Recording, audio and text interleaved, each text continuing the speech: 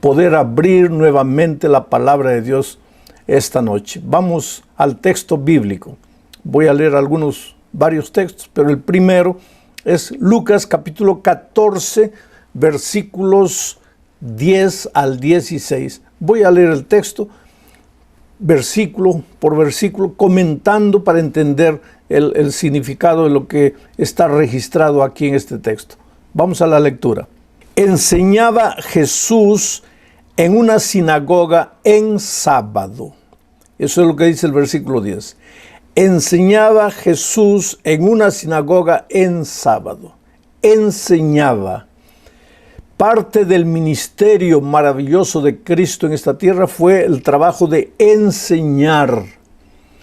¿Cómo necesitamos nosotros los seres humanos aprender? Porque te digo una cosa, yo encuentro frecuentemente gente destrozada, hogares deshechos, muchachos que han arruinado su futuro. Una vez estuve en una prisión en México, fui a predicar a los detenidos ahí, y un muchacho llorando me dijo: pastor, ¿qué hice con mi vida? Pastor, ¿qué hice con mi vida? No tenía más de 22 años, 23 años, y él lloraba y se desesperaba. ¿Qué hice con mi vida? Por eso, querido, nosotros necesitamos aprender a vivir. Yo no tuve tiempo de hablar mucho con ese joven, pero si yo le preguntara, ¿por qué llegaste a donde llegaste?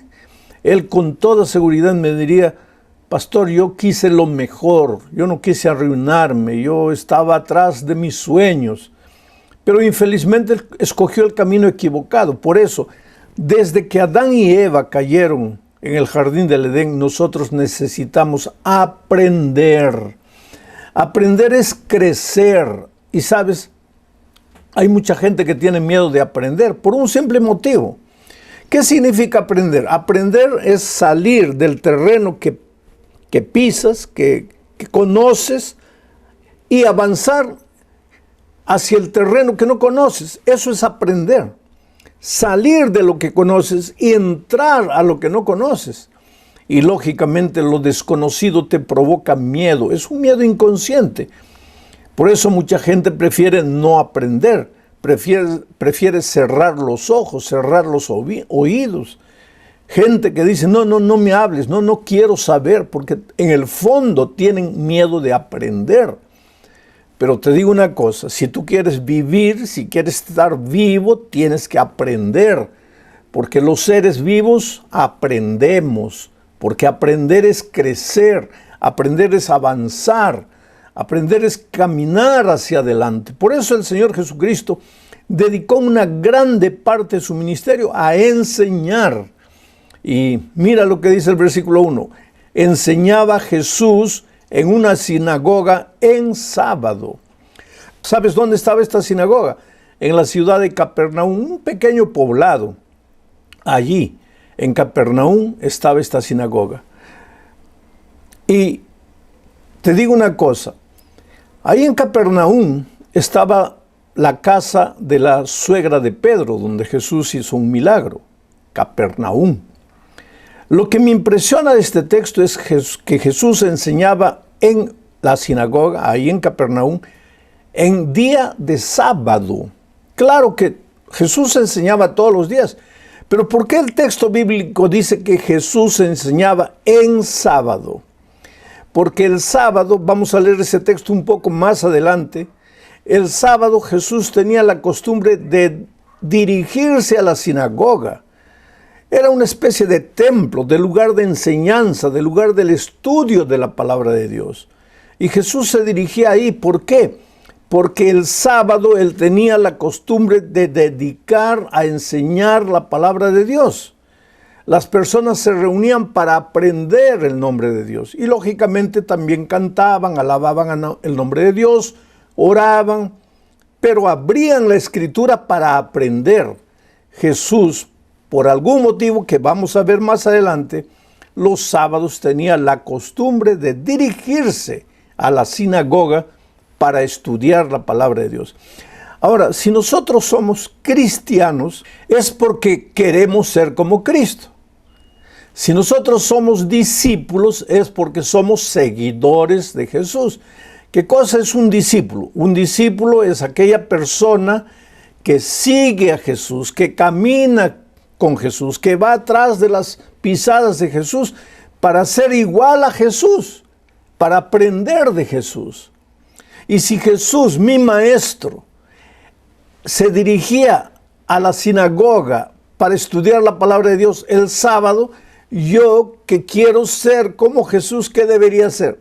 Debería dirigirme también a la sinagoga el sábado para estudiar la palabra de Dios. Pero bueno, vamos a seguir con este relato que es interesantísimo. Enseñaba Jesús en una sinagoga en sábado. Versículo 11 ahora. Y había allí una mujer que desde hacía 18 años tenía espíritu de enfermedad y andaba encorvada y en ninguna manera se podía levantar. Miren lo que dice el texto. Y había allí una mujer que desde hacía 18 años tenía espíritu de enfermedad. Y esta mujer andaba encorvada y en ninguna manera se podía enderezar. 18 años esclavizada por el espíritu de esta enfermedad. 18 años. Ahora, a mí me admira una cosa cuando reviso las historias de Jesús en los evangelios. ¿Te acuerdas que un día se dirigió a un paralítico que estaba así sin poder andar hace 38 años? En esta ocasión buscó a esta mujer que estaba encorvada hace 18 años. En otra ocasión curó a una mujer que tenía flujo de sangre y que estaba así hace 12 años. ¿Por qué Jesús buscaba personas que estaban bajo el poder del enemigo hacía muchos años? Porque por detrás de la enfermedad está el enemigo de alguna manera. No que la persona haya pecado, no vamos a decir así. Puede ser también que sí. Pero generalmente por detrás de todo dolor, por detrás de todo sufrimiento está el enemigo de Dios, obrando a veces a través de nuestra propia imprudencia. Hay que tener cuidado. Ahora, ¿por qué Jesús buscó personas que estaban hace mucho tiempo enfermos? Como el paralítico, como la mujer con hemorragia, o como esta mujer que estaba encorvada hace 18 años. Es que eso Jesús hacía por amor a los incrédulos. Porque si Jesús curase a un hombre que no podía andar hace una semana, ¿qué iban a decir los incrédulos? Oh, pues cualquiera, estaba hace una semana, cualquiera lo iba a curar. Los incrédulos son así. Si Jesús curaba a una mujer que estaba con hemorragia hace 4 meses, oh, cualquiera lo curaba. Los incrédulos ponen en tela de juicio todo lo que Jesús hace o lo que la palabra de Dios enseña. Y si levantase a una mujer que estaba encorvada hace 6 meses, pues ahí venían los incrédulos. No, eso no se necesita poder divino para eso. Pero como Dios ama a los incrédulos, y mi querido, si tú eres una de esas personas que quiere prueba de todo, que duda del amor de Dios, duda del poder de Dios, yo te digo, Jesús te ama. Y por amor a los incrédulos, Jesús buscó un paralítico de 38 años para que los incrédulos no tuvieran más argumento para decir, cualquiera lo curaba. No, como cualquiera. En 38 años ese hombre ya estaba condenado, derrotado, fracasado. No había manera humana de levantarlo, pero Jesús lo levantó y ahora buscó a una mujer que estaba aquí 18 años encorvada. Ahora, lo que me impresiona del texto dice así: estaba hace 18 años y andaba encorvada, mirando para el suelo. Inclusive cuando quería levantar el rostro, la mirada, pues se cansaba porque su cuerpo estaba para abajo, estaba encorvada, mirando a la tierra y no podía enderezarse. Tú sabes que en la vida espiritual hay mucha gente encorvada, mirando para la tierra. No son capaces de levantar los ojos al cielo. Nosotros somos águilas, querido. Dios nos creó como águilas para mirar el cielo azul, abrir las alas y volar, volar. Nuestro destino está ahí en el cielo. Pero hay un animal en esta tierra, un animal, y voy a usar ese ejemplo interesantísimo. Es un animal que si tú lo colocas de patas para arriba, enloquece y muere porque es incapaz de mirar al cielo. Y ese animal es el puerco. Intenta colocar a un puerco de patas para arriba, mirando al cielo. No puede, enloquece, se desespera. Algunos de nosotros somos incapaces de mirar al cielo. Miramos solo las cosas de esta vida, solo las cosas de esta tierra. Trabajamos para las cosas de esta tierra. No tenemos tiempo para Dios, no tenemos tiempo para abrir la palabra de Dios. Y como no tenemos tiempo, la mejor disculpa que usamos es, no creo en esas cosas, no creo. Pero cuando llega la noche, estás vacío, estás desesperado, cuando tu hogar está destruido, cuando no tienes el empleo, pierdes un empleo, vas a otro empleo, cuando estás prisionero de los vicios, ¿qué te resta, querido? Necesitas un Dios. En algún momento tienes que ser capaz de levantarte. Estás encorvado, levántate. Pero esta mujer dice, de ninguna manera podía enderezarse. Estaré predicando para un joven que está enviciado completamente y no te puedes enderezar. Estaré predicando para una persona que está con su camino todo torcido y no te puedes enderezar. Pues este mensaje es para ti. Porque mira lo que hizo Jesús. Ahora vamos al versículo 12. Cuando Jesús la vio a la mujer, cuando Jesús la vio, la llamó y le dijo, eres libre de tu enfermedad. 3 cosas hizo Jesús. Primero, la vio. Porque, querido, aunque tú te escondas en el punto más lejano del universo, Dios te ve. Dios conoce tu vida. Tu vida está en las palmas de las manos de Dios. Él sabe cuánto dinero tienes en el bolsillo. Él sabe que hoy es tu cumpleaños y nadie se acordó de ti. Él sabe que tu hogar está semidestruido. Él sabe que cargas un pecado escondido. Él sabe todo. Él te ve. Él te ve. Y no te deja tranquilo. Ya te vi. Bueno, no. Sino que te llama. Dice el texto, Jesús la vio a la mujer y después la llamó. Porque Jesús siempre está llamando a los pecadores. Si tú abres la Biblia, te vas a dar cuenta que la Biblia es un libro de llamado. En el Génesis, Adán y Eva estaban escondidos entre los árboles. Dios llega llamando, Adán, ¿dónde estás tú? Y si tú vas al libro de Apocalipsis, vas a encontrar en el último capítulo, en el versículo 17, y el Espíritu y la iglesia dicen, ven. Y aquel que oiga, diga, ven. Y aquel que tenga sed, venga, beba. Un llamado. La Biblia es un libro de llamado. Dios llama. Lo bonito de Dios es que no solo te ve, no solo ve tu situación desesperada, no solo contempla tus errores, tu vida torcida, sino que te llama. Y cuando Dios te llama es porque quiere hacer maravillas en tu vida. Dios nunca te llama para hacerte mal. Por favor, entiende. Dios no te llama para hacerte mal. Cuando Dios te llama, ve corriendo porque Él solo te llama para hacerte bien. ¿Y qué hizo con esta mujer? La llamó y ¿qué le dijo? Le dijo, mujer, eres libre de tu enfermedad. Eres libre porque Jesucristo es el Señor de la libertad. Donde Jesús entra la libertad. No me importa cuántos años estás esclavizado en ese vicio. 38 años, no hay problema. 18 años, no hay problema. 12 años, no hay problema. Porque cuando Jesús te ve y te llama y tú vas, ahí Él te dice, yo te declaro libre. En este mismo instante, en el nombre de Dios, yo te digo, ese cigarro que fumaste antes de conectarte al mensaje de esta noche fue el último cigarro que fumaste. Esa droga que usaste esta mañana es la última droga. Esa bebida que bebiste hace 4 horas es la última. Porque cuando Jesús entra a tu vida, Él te declara, estás libre. Y en este momento, a través de su palabra, el Señor Jesús se dirige a ti y te mira a los ojos y te dice, estás libre. Y tú cree. Pero si tú no abres el corazón, si cuando Él te llama tú no vas, el Señor no puede hacer nada, porque yo siempre digo que Jesús es la persona más cortés que yo conozco. Él podría entrar en tu corazón por la fuerza, Él es Dios, pero nunca lo va a hacer.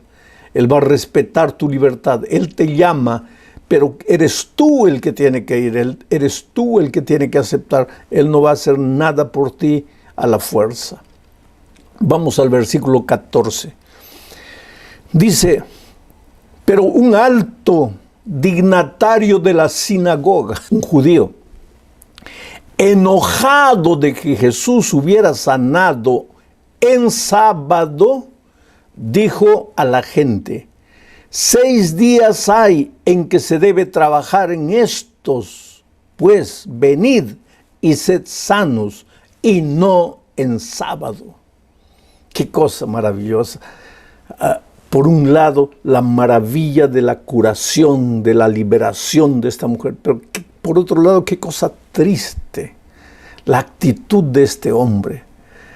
Estaba delante de un milagro de sanidad, una pobre mujer que durante 18 años había cargado el dolor, la vergüenza, incapaz de mirar para arriba, incapaz de enderezarse. Ahora por el poder de la palabra de Jesucristo fue curada, y cuando todo el pueblo debería haber levantado las manos al cielo y glorificado el nombre de Dios y decir, Señor, gloria a Dios, amén. El dignatario de la sinagoga, el maestro de los judíos, se dirigió al Señor Jesucristo y le dijo, ¿qué estás haciendo en sábado? Y reprendió a la multitud, ¿por qué vienen el sábado? ¿No tienen 6 días para hacer esas cosas? Hoy es sábado, día sagrado del Señor, ¿por qué están haciendo esto? Pobre judío, el dignatario de esa sinagoga no había entendido el significado del sábado. Oh, mi querido amigo, tú sabes que hay mucha gente sincera que no entiende el significado del sábado. Hay gente que en lugar de adorar a Jesús, adora el sábado. Ese es un riesgo que mucha gente sincera puede correr. Que el sábado es más importante que Jesús. Que no hacer esto, o no caminar para allá, o no trabajar aquí, puede ser mucho más importante que la salvación de una persona. Hay mucha gente que piensa que guardar el sábado es cruzarse de brazos tranquilo y no hacer nada. No, querido, no es eso. El sábado no fue creado, no fue establecido para no hacer nada. El sábado fue establecido para hacer muchas cosas para Dios. Alabar el nombre de Dios, dirigirse al templo para estudiar la palabra de Dios, cantar, orar y después ayudar a las personas, predicar la salvación, llevar la salvación. Esa es la esencia del sábado. Pero como a veces algunos tienen la actitud de este maestro judío que se enojó porque Jesús había curado en sábado, como esa actitud es una actitud reprensible, hay mucha gente que ya se va al otro extremo y dice, no, el sábado no es para los cristianos, el sábado fue para los judíos. Oh querido, ¿cómo es que el sábado fue para los judíos? Si cuando Dios creó el mundo, lo creó en 7 días, y el texto bíblico está en el libro de Génesis, no lo vamos a leer, capítulo 2, versículos 1, 2 y 3, dice que fueron creados los cielos y la tierra en 6 días, y el 7º día, el sábado, el Señor hizo 3 cosas. Primero, descansó el sábado. Segundo, lo bendijo. Y tercero, lo santificó. Ahora, ¿habían judíos en ese tiempo? No, no habían judíos. El sábado no fue establecido para los judíos, el sábado fue establecido para el ser humano. Dios descansó. ¿Por qué descansó? ¿Porque estaba cansado? ¿Cansado de 6 días trabajando, creando el universo? Entonces se cansó y tuvo que descansar. No, querido, Dios no se cansa. Entonces, ¿por qué descansó? Para darte ejemplo. ¿Por qué Jesús fue a la sinagoga el sábado? Para darte ejemplo. ¿Por qué Dios descansó el sábado? Para darte ejemplo. Y lo bendijo. Yo, querido, hay que tener mucho cuidado con tocar las cosas benditas, pero lo santificó. Entonces hay que tener mucho más cuidado con tocar las cosas santas.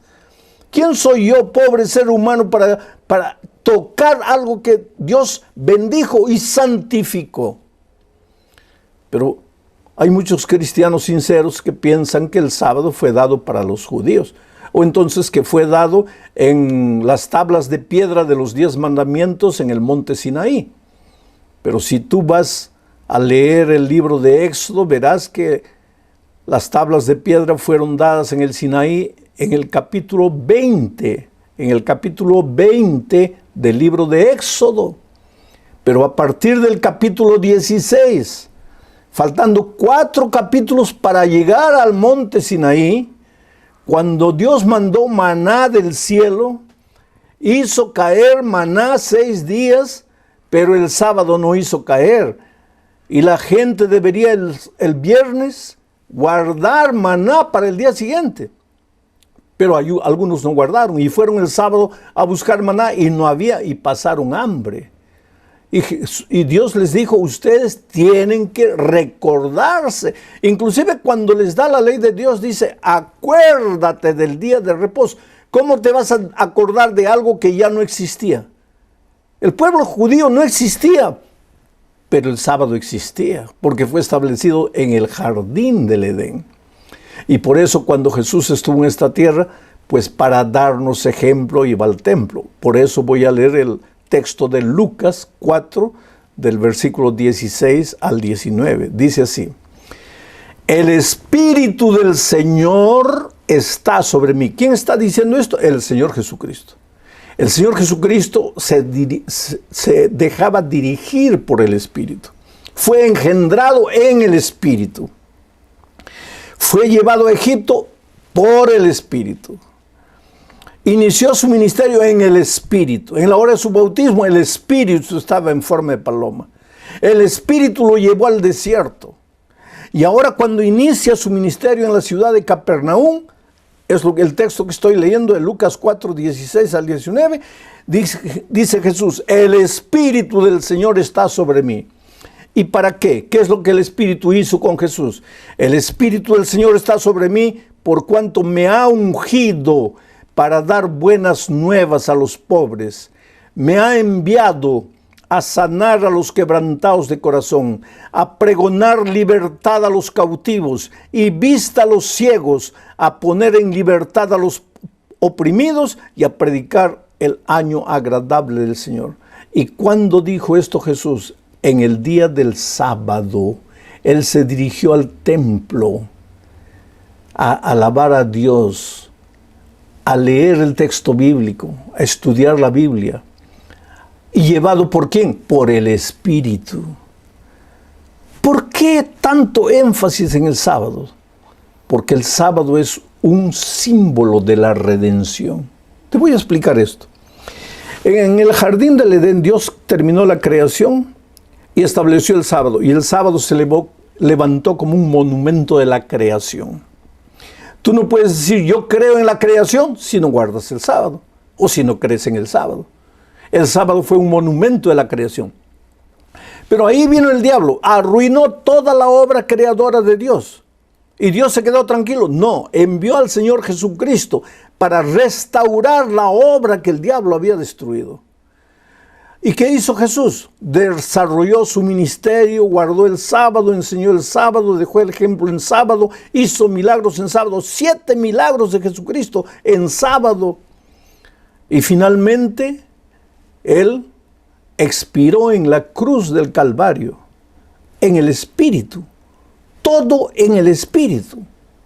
El Señor Jesucristo realizó su ministerio de redención, de transformación, en el Espíritu del Señor. Pero ahora Jesús muere un viernes en la tarde. Y el sábado descansa en la tumba. Y el domingo resucita y continúa su obra maravillosa de redención. Ahora el sábado se levanta como un monumento de la redención. En el principio se levanta como un monumento de la creación. En la muerte de Cristo se levanta como un monumento de la redención. Si tú crees en la creación, tienes que aceptar el sábado. Y si tú crees en la redención, tienes que aceptar el sábado. Pero el otro día yo encontré una persona que me dijo: pastor, pero el sábado ya fue clavado con Jesús en la cruz del Calvario. Cuando Jesús murió en la cruz se acabó el sábado. Ahora, como Jesús resucitó el domingo pasa a ser el día del Señor. Y yo te digo una cosa, querido. Si yo encontrara un solo versículo en la Biblia que dijese: porque Jesús resucitó el domingo, a partir de hoy el sábado ya no es más santo, ahora el domingo es el día del Señor, yo sería el primero en obedecer la orden de mi maestro, porque quiero caminar en las pisadas del Señor Jesucristo.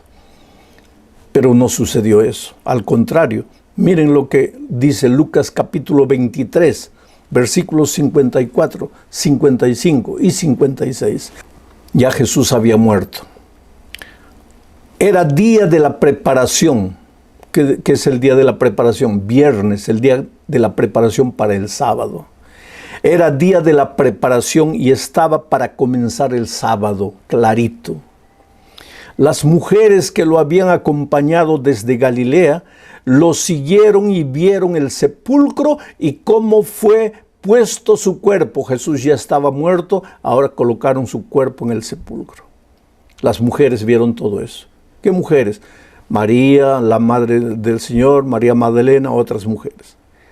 Ahora, el versículo 56, al regresar las mujeres a su casa, prepararon especias aromáticas y ungüentos y descansaron el sábado conforme al mandamiento. O sea, Jesús ya había muerto, pero las mujeres guardaron el sábado conforme al mandamiento.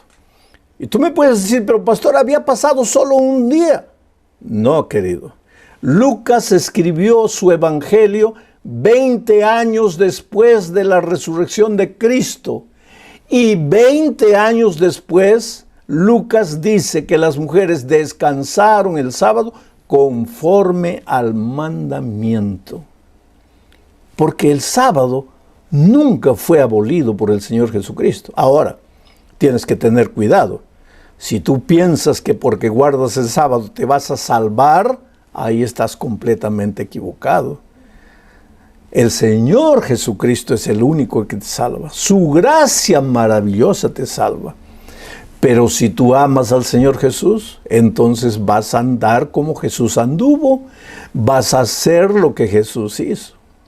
Y los primeros discípulos, los apóstoles en la iglesia primitiva, ¿guardaron el sábado o no? Leo Hechos capítulo 18, versículos 1 al 4. Después de estas cosas, dice, Pablo salió de Atenas y fue a Corinto.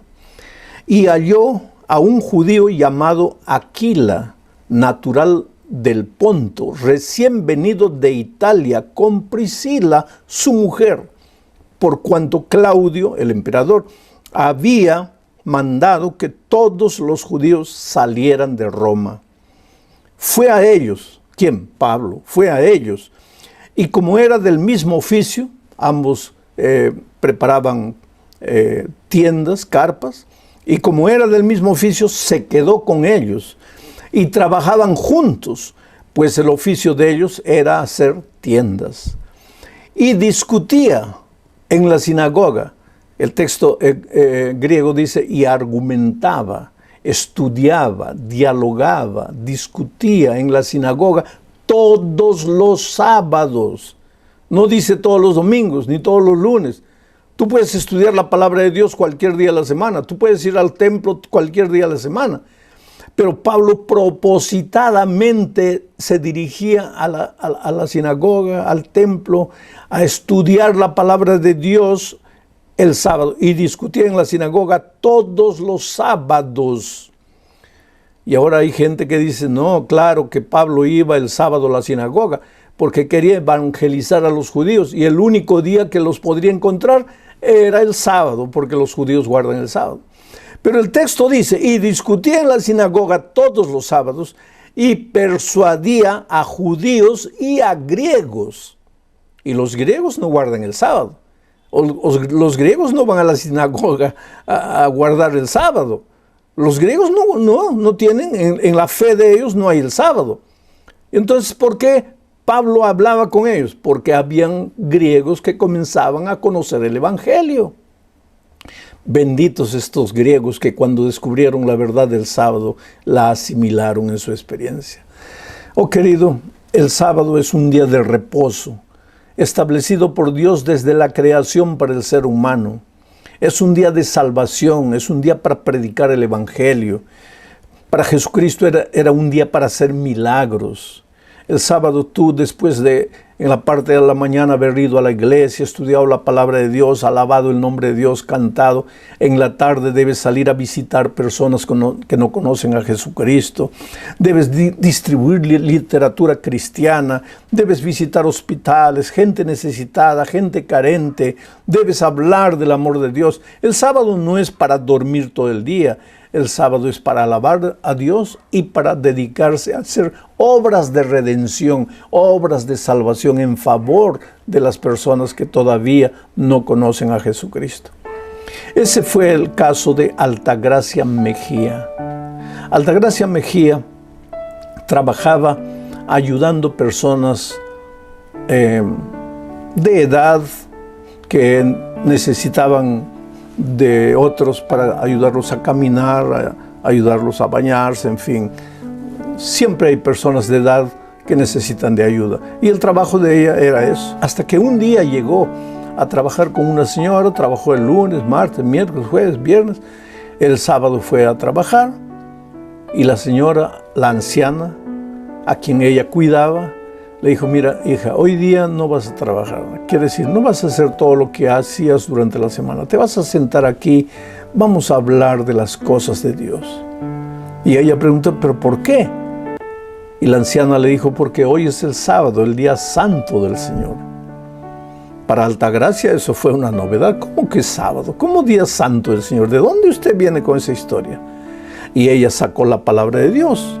Aquí está, en el principio Dios estableció el sábado, lo bendijo y lo santificó. Y en toda la Biblia no hay un versículo que diga que el sábado dejó de ser santo.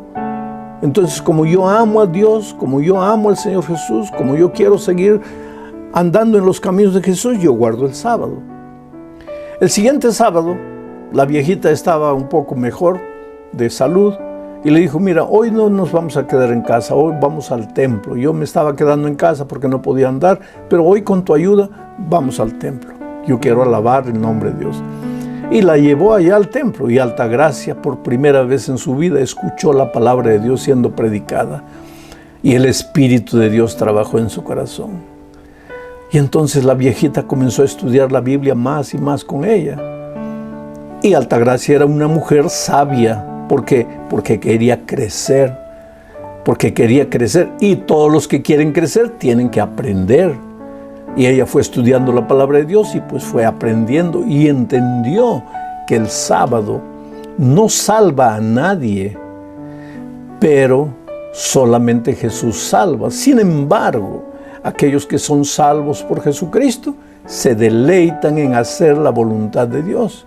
Y entonces Altagracia empezó a guardar el sábado. Y hace algún tiempo atrás Altagracia se bautizó. Solo que antes de su bautismo ella tuvo mucha dificultad porque ella no estaba casada. Ella convivía con un hombre.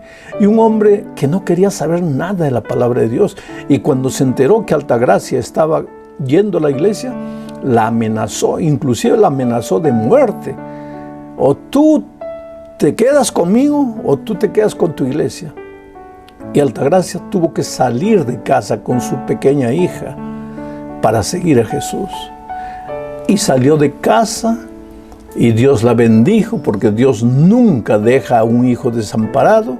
Dios la ayudó y hoy día Altagracia se deleita en la iglesia de Dios.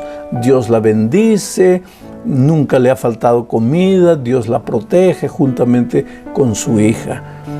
Pero ella tuvo que tomar la decisión en algún momento de la vida. Ahora yo te pregunto, ¿qué esperas tú para decidir?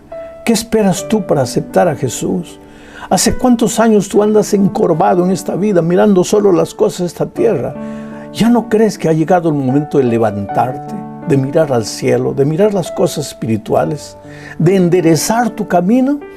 Pues entonces oye la voz de Jesús que te llama. ¿Y te llama para qué? Para declararte libre.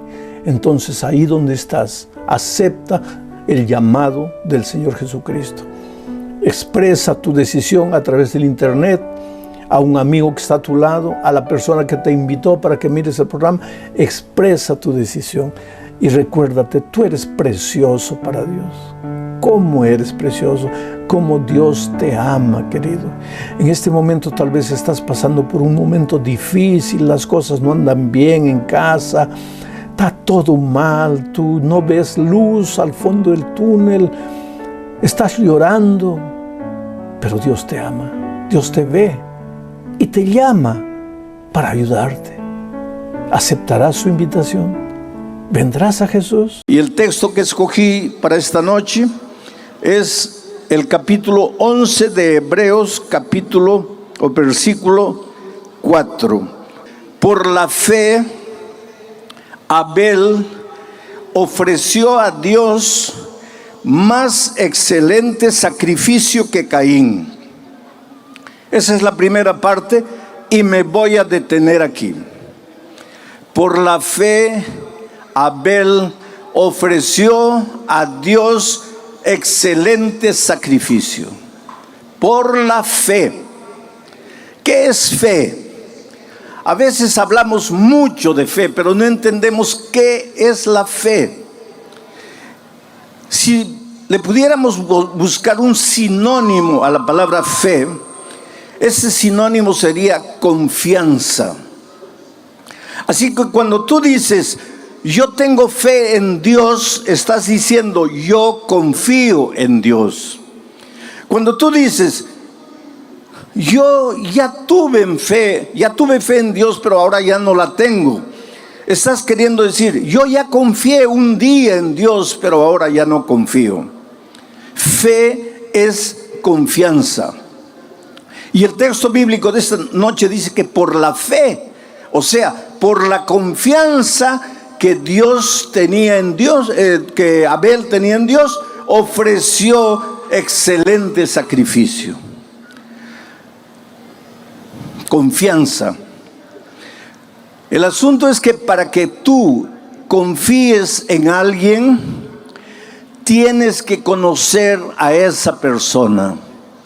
Porque tú no puedes confiar en alguien a quien no conoces.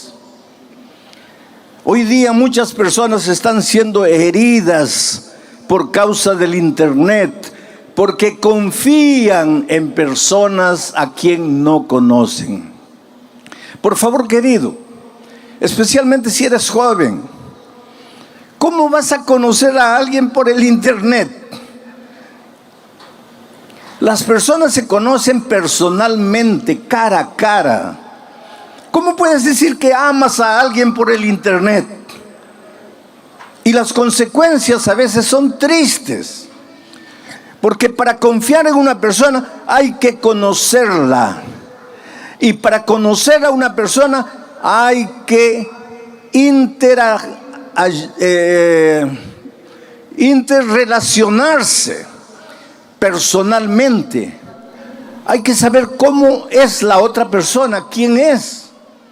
¿Por qué es así? Hay que conocer. Y para conocer a una persona hay que pasar tiempo con esa persona. Porque si tú no pasas tiempo con una persona, no la puedes conocer. Y si no la puedes conocer, no puedes confiar en ella. Y si no confías en ella, no tienes fe. Abel confió en Dios porque pasó tiempo con Dios, porque se relacionó con Dios y finalmente confió en Dios. Por eso el texto bíblico dice: por la fe Abel ofreció excelente sacrificio. Los Pieles Rojas tienen un dicho interesante. Para que tú digas que conoces a una persona, tienes que comer junto con esa persona por lo menos un saco de sal. ¿Tú entiendes lo que ellos quieren decir? Tú sabes que la sal se come de a poquito, se le echa una pizca a la comida para darle sabor. Ahora imagínate tú con otra persona comer juntos un saco de sal. ¿Cuánto tiempo te va a llevar eso? Toda la vida. Lo que los Pieles Rojas querían decir es que no se puede conocer a una persona simplemente por haber hablado 2 o 3 veces. Abel era un muchacho que se relacionaba con Dios. Quiero llevar tu imaginación al jardín del Edén. Adán y Eva pecaron. Fueron confrontados con su pecado, fueron confrontados entre ellos y fueron confrontados con el tentador. Ellos ya no podían permanecer en el jardín del Edén, porque en el jardín del Edén estaba el árbol de la vida. Y si ellos siguiesen comiendo del árbol de la vida, vivirían eternamente, pero vivirían como pecadores. Tú ya te imaginaste, si el pecado se prolongase eternamente, sería una tragedia. Por lo tanto, ellos tenían que salir del jardín del Edén.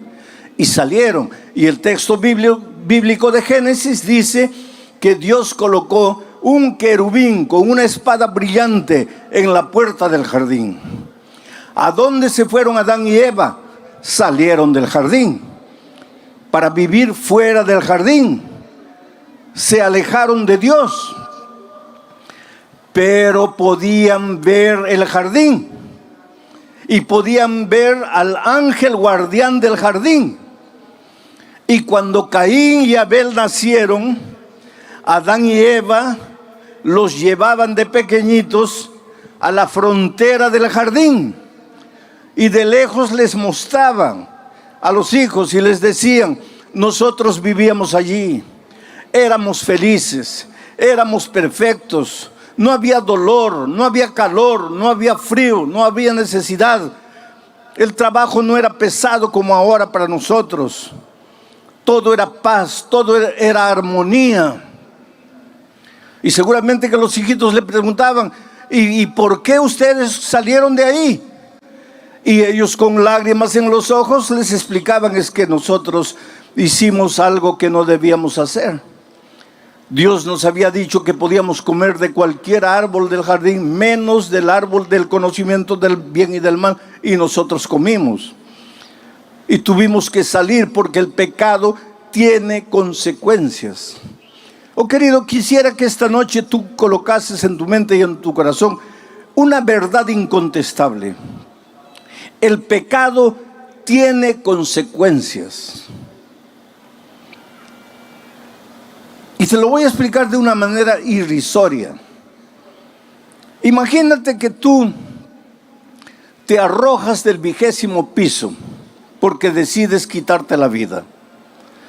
Y allá por el 10º piso te arrepientes del pecado que estás cometiendo, de quitarte la propia vida.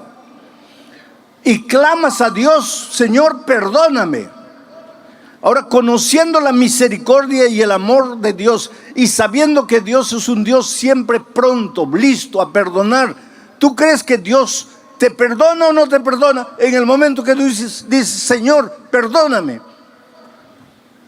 Claro que te perdona. Estás perdonado, pero ya estás cayendo por el 9º piso. Perdonado. Vas a llegar al suelo. Perdonado, pero vas a morir, porque el pecado tiene consecuencias.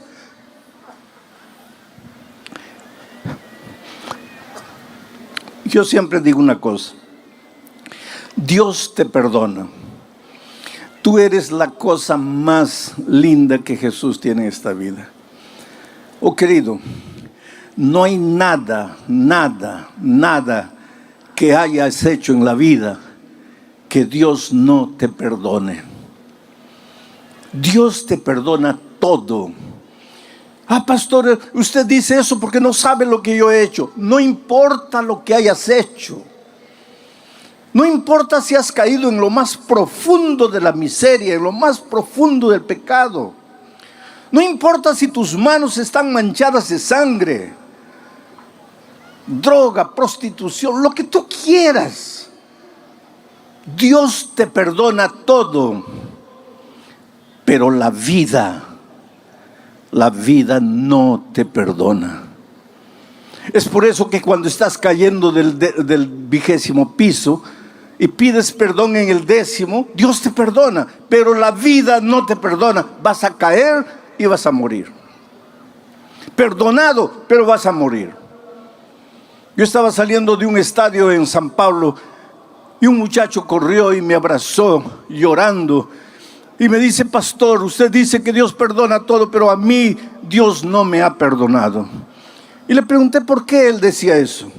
Este muchacho estaba con SIDA, estaba condenado a muerte. Estoy hablando de tiempos cuando el SIDA era mortal, no había remedio.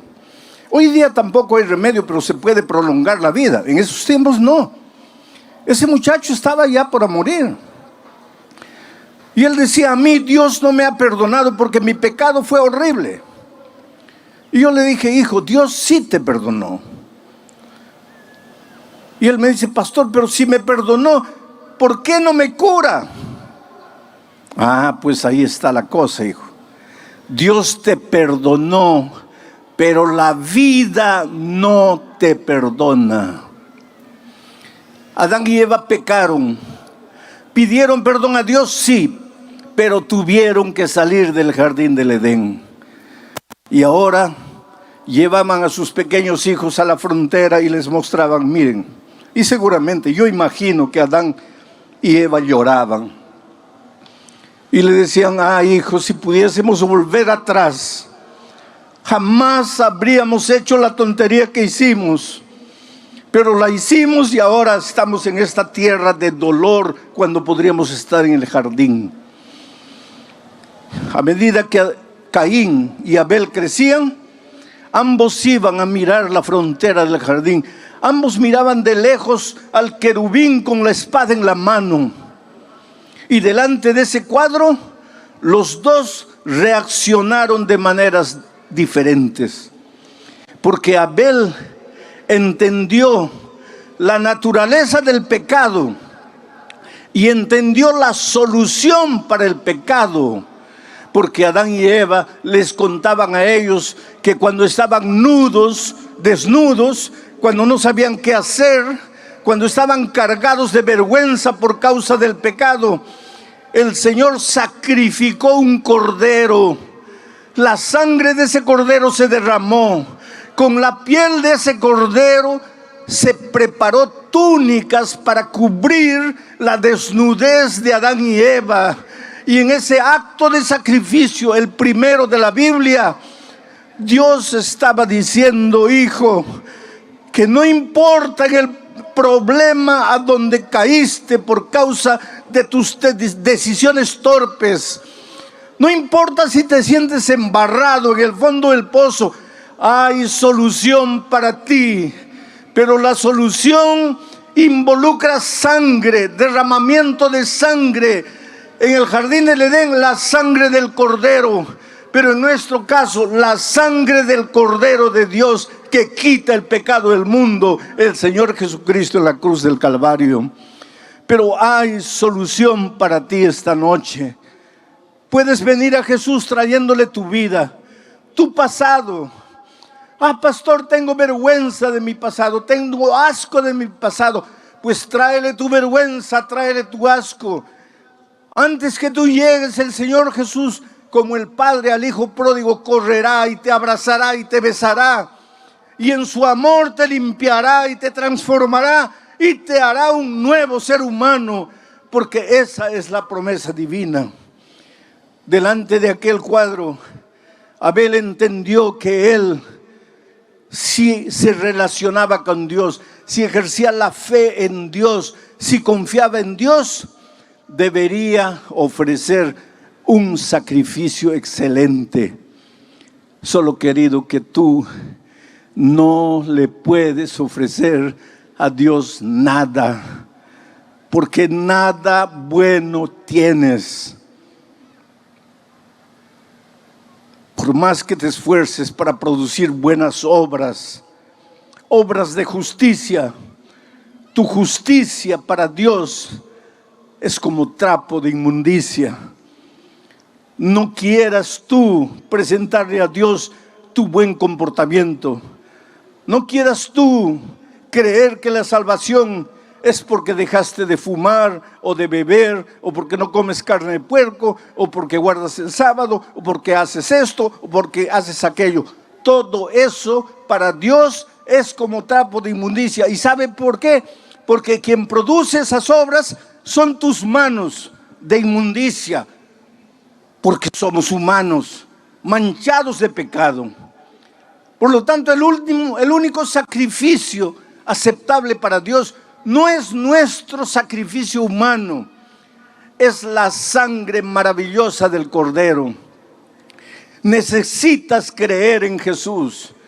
Necesitas creer que si vas a Él arrepentido y le confiesas tu vida, Él te va a cubrir tu multitud de pecados. Él te va a lavar en su sangre, Él te va a limpiar en su gracia. Necesitas creer. ¿Sabes por qué no has vencido hasta hoy? Porque luchas por tus propias fuerzas, porque crees que tu dominio propio te va a dar la victoria. No, querido. El único que te garantiza la victoria es el Señor Jesucristo. Por eso Abel ofreció un cordero y Dios aceptó la ofrenda de Caín, de Abel.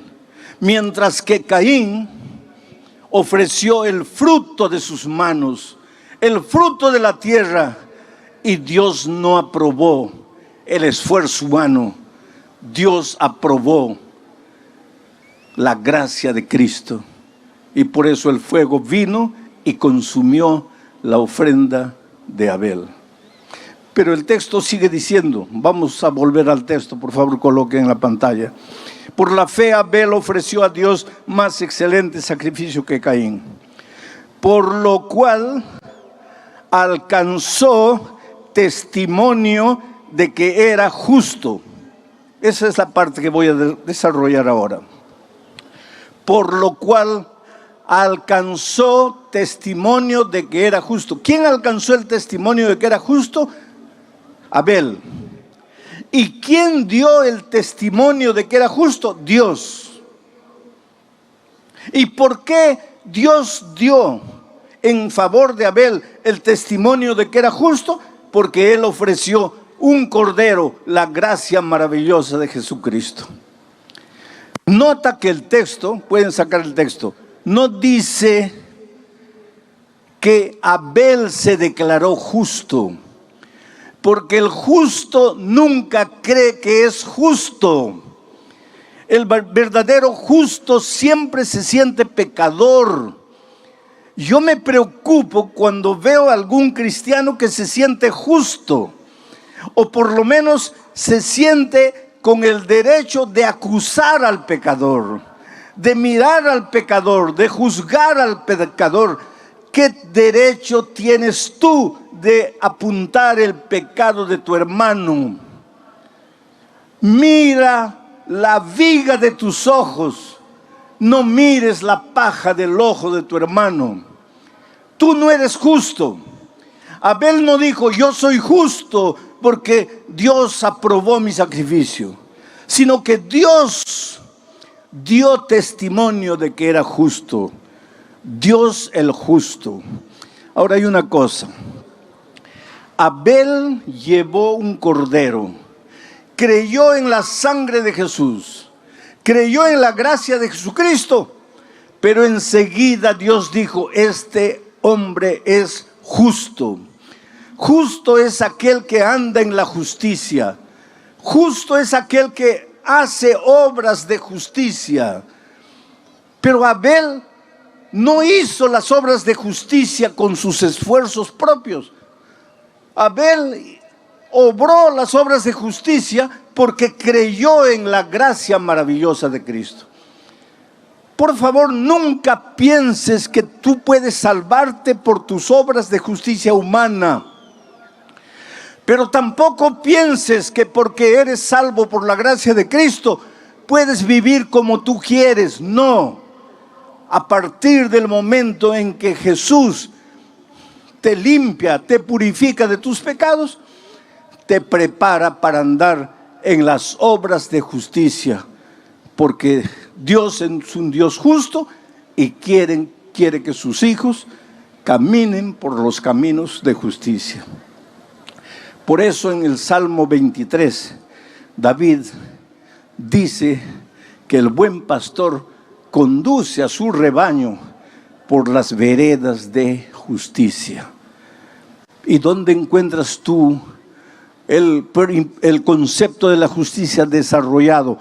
En la palabra de Dios. ¿Quieres saber en qué consiste la justicia? Ve a la Biblia, estudia la Biblia. Encuentra lo que Dios desea de ti, lo que Dios te pide, y haz lo que Dios te pide. No para salvarte, sino porque has sido transformado por la gracia de Cristo y ahora te deleitas en hacer su voluntad. Es por eso que cuando Jesús estuvo en esta tierra, miró y dijo, si me amáis, si ustedes dicen que me aman, si ustedes dicen que yo soy la cosa más linda que ustedes tienen, entonces guarden mis mandamientos, hagan mis obras de justicia, anden en mis caminos.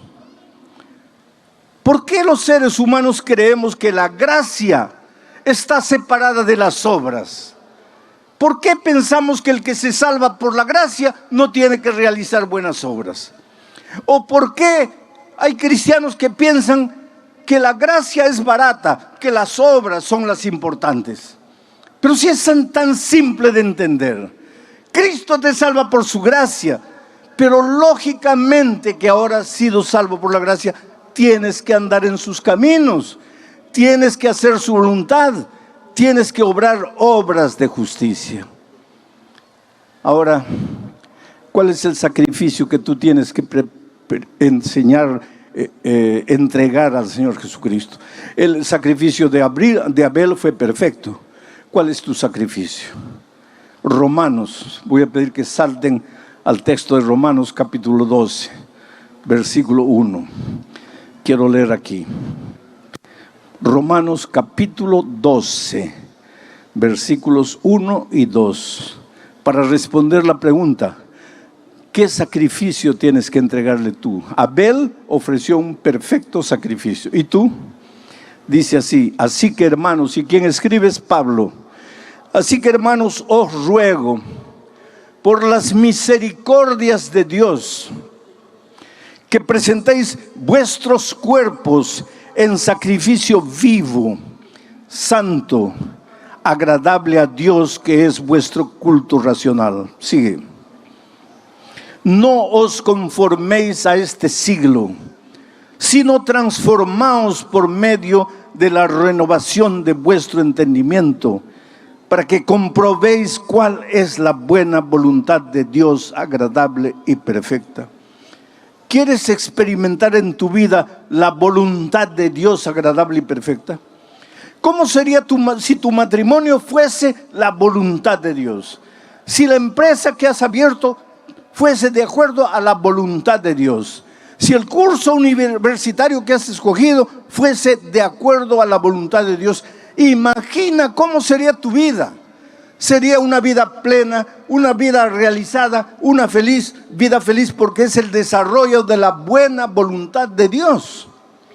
Pero para eso tienes que ofrecerle a Dios tu cuerpo como sacrificio vivo, no como un sacrificio muerto, no como un sacrificio moribundo.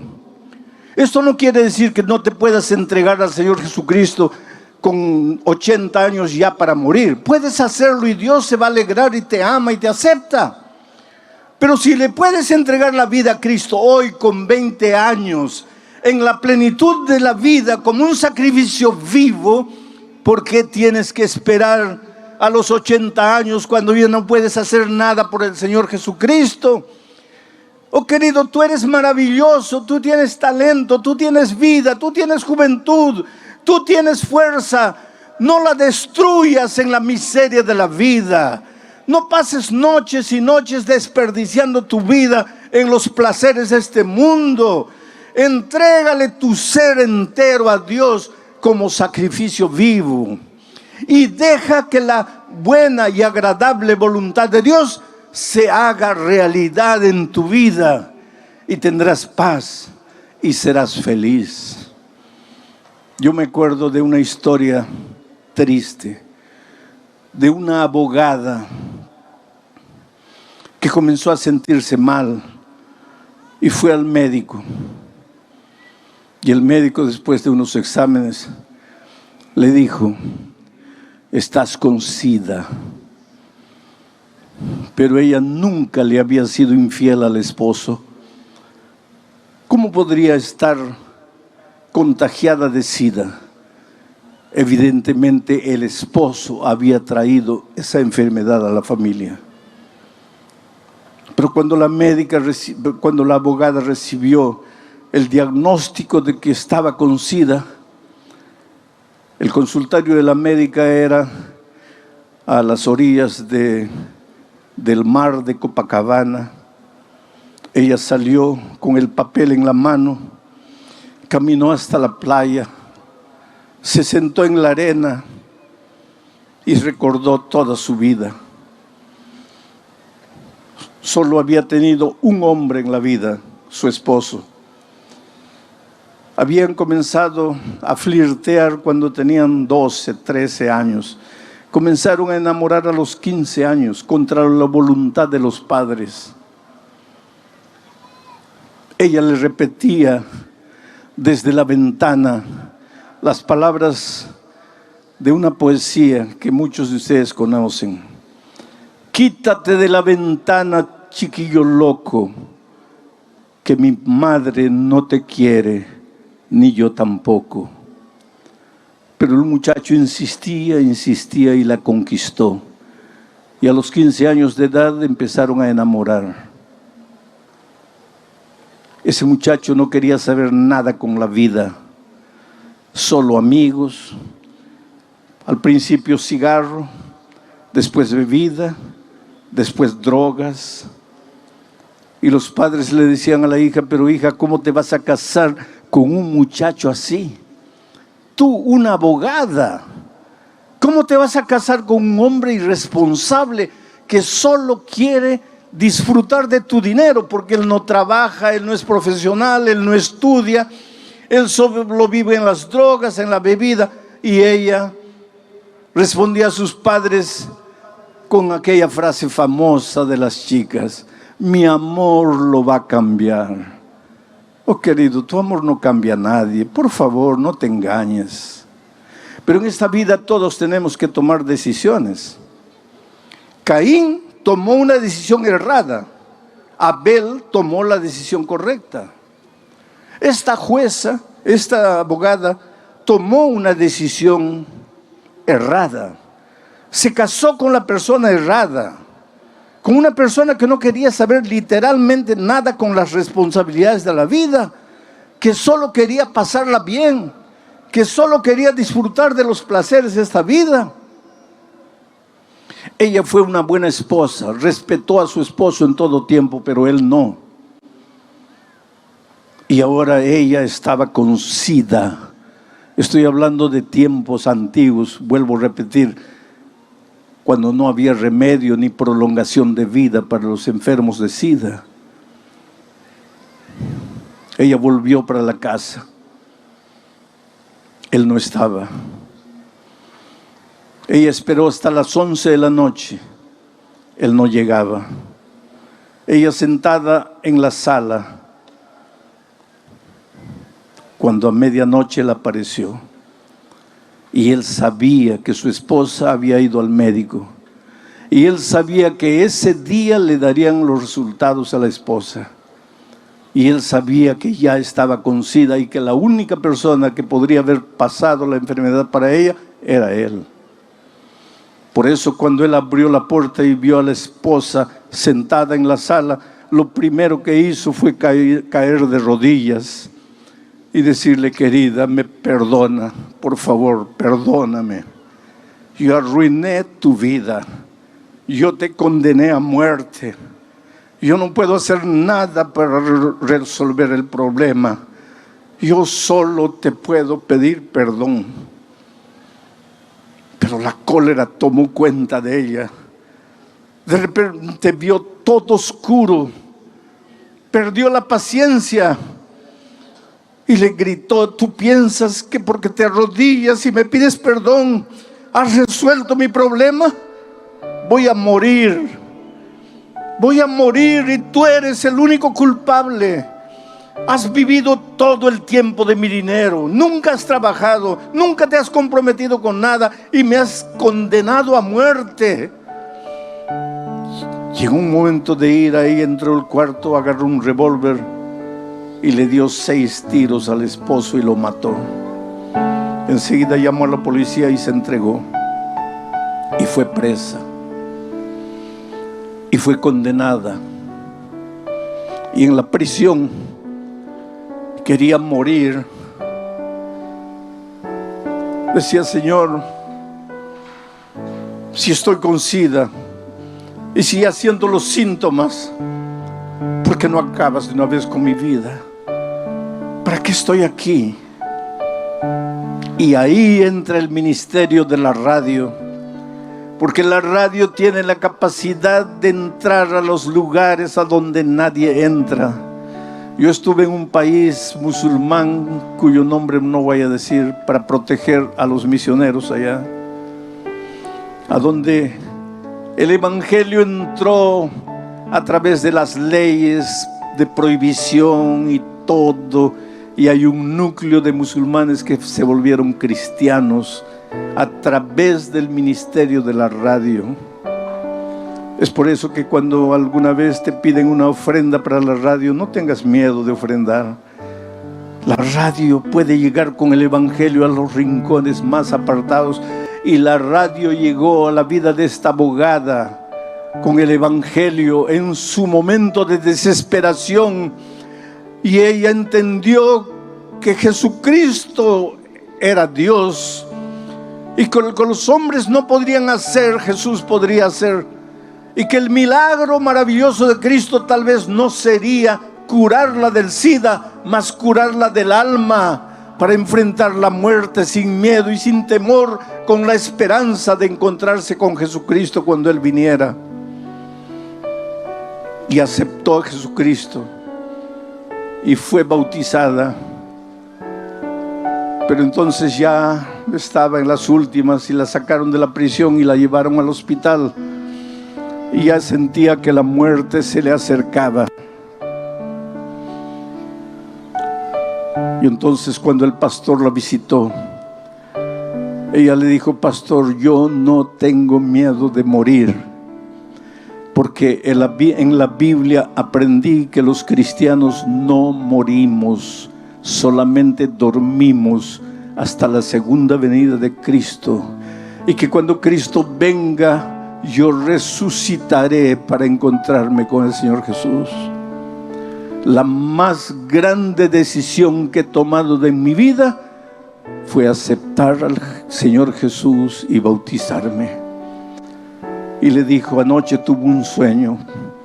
Soñé que estaba siendo juzgada y que el diablo vino y le presentó todas las acusaciones contra mí. Muchacha torpe, no le hizo caso a sus padres cuando era joven, mientras se enamoraba con un don nadie. Muchacha torpe porque cuando vio la vida promiscua que el marido vivía, no se separó. Y finalmente muchacha torpe porque agarró un revólver y le quitó la vida al esposo. Y entonces en su sueño ella vio al Señor Jesucristo acercarse al Padre y decirle: todo esto es verdad. Pero lo que el diablo no dice es que ella aceptó mi gracia, aceptó mi sangre, aceptó mi sacrificio y fue bautizada. Por lo tanto yo escribo: perdonada y salvada. Esa es la maravilla de Jesús. No importa quién eres, dónde vives, qué haces, cómo vives. No importa tu pasado escrito lleno de garabatos. Dios te ama. Dios te ofrece la oportunidad de reconstruirte por dentro, de arrancar de tu corazón el odio, el rencor, el resentimiento que te está matando a ti. Por eso esta noche te voy a hacer una invitación. Esta invitación es para aquellos que ya se han preparado, han estudiado la Biblia y tal vez están listos para ser inclusive bautizados hoy. Pero esta invitación también es para aquellos amigos que han venido tal vez por primera vez para escuchar la palabra de Dios y quieren aceptar el sacrificio de Cristo, y como Abel quieren hacer la más grande decisión de la vida: ofrecer su ser entero en sacrificio en los brazos del Señor. Si tú quieres ser bañado por la gracia maravillosa de Cristo, te voy a pedir que te levantes, salgas de las tribunas, de las sillas que están abajo, y vengas aquí adelante.